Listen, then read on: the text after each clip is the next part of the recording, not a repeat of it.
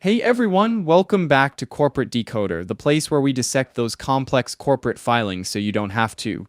Today, we are diving into an 8K report from Eastman Chemical Company, and it's not just about chemicals, it's about debt, interest rates, and a whole lot of financial maneuvering. You might think chemical companies are boring, but wait till you hear how they play with money. Eastman Chemical Company filed this 8K report on February 21, 2025, meaning this is a snapshot of what was happening with the company around that time. An 8K is basically an oops, we need to tell the SEC something important form. Think of it as corporate show and tell. The main event, Eastman issued $250 million worth of something called 5.000% notes due 2029. Think of these notes as IOUs or more formally, bonds. Eastman is borrowing $250 million and promising to pay it back, with interest, by 2029. These notes were issued as part of a public offering. This means they offered these notes, these IOUs, to the public to buy. This was done following some paperwork, including a Form S-3 and related documents filed with the SEC, which allowed them to do this offering. And this isn't the first time they've done this. These new notes are actually an addition to a previous set of notes issued in August of 2024. Back then, they issued $500 million worth of these notes. So now they have a total of $750 million in these 5% notes due in 2029. These notes were issued under something called an indenture, which is like a formal legal agreement between Eastman and Computershare Trust Company, who acts as the trustee. Think of the trustee as someone who is responsible for making sure Eastman follows the rules of the agreement. Okay, so what are the terms? These notes mature or come due on August 1, 2029. That's when Eastman has to pay back the principal, the initial $250 million. And Eastman isn't just holding onto that money for free, they have to pay interest. The interest rate is 5% per year, and they'll pay it twice a year on February 1 and August 1. Here is where it gets a little complex, but important. Eastman has the option to redeem the notes early. Basically, they can buy them back before 2029, but there's a catch. Before July 1, 2029, Eastman has to pay a redemption price. This redemption price is calculated by some complex calculations involving present values and treasury rates plus 15 basis points, or 0.15%, or just simply, whatever is higher of that calculation or the second option. The other option is 100% of the principal amount of the notes plus any unpaid interest.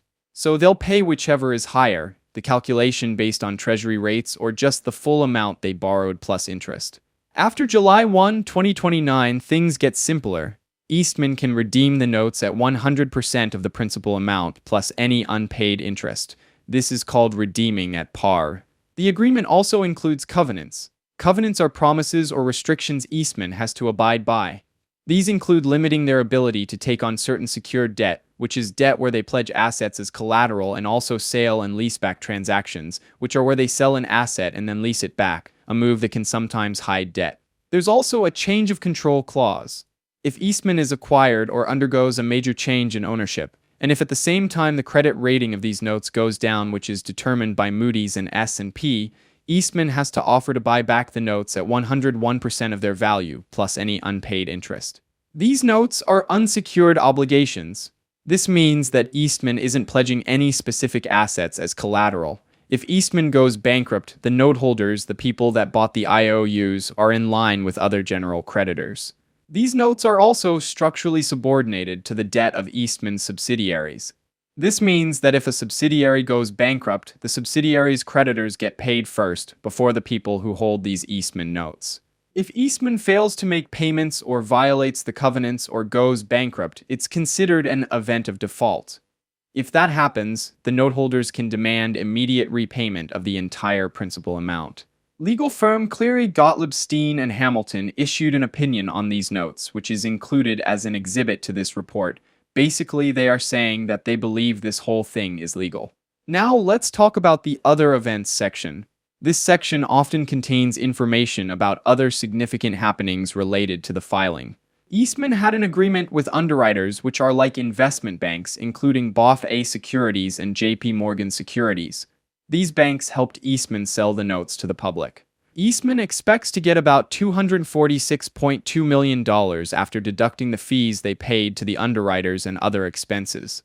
So, even though they issued $250 million worth of notes, they don't get to keep the whole amount. So, what will Eastman do with the money? They plan to use it for general corporate purposes.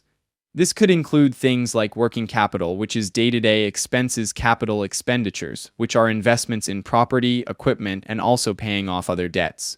Finally, the report includes exhibits, which are supporting documents. These include the underwriting agreement, the indenture, the form of the notes, and the legal opinion. Okay, so what does all of this mean? Eastman Chemical is basically borrowing money to fund its operations and strategic initiatives. The interest rate is 5%, which isn't super high, but it's also not nothing. They have some flexibility to pay off the debt early, but it could cost them more to do so. They've also agreed to certain restrictions on their business activities. And this report was signed off by Kevin Wang, Vice President and Treasurer, so it is coming from the top of the company. Now, for my take, it's always tricky to assess a company based on just one 8K filing. However, we can draw some preliminary conclusions. Assessment of company direction, strengths/weaknesses. Eastman appears to be managing its debt load actively, issuing new debt to potentially refinance older debt or fund projects. This isn't inherently bad, but it does increase their financial leverage. I'd rate their debt management as moderate. Notable risks or opportunities. The biggest risk is the potential for rising interest rates. If rates go up, it could become more expensive for Eastman to refinance this debt in the future. A potential opportunity lies in their ability to generate sufficient cash flow to comfortably service this debt and invest in growth initiatives.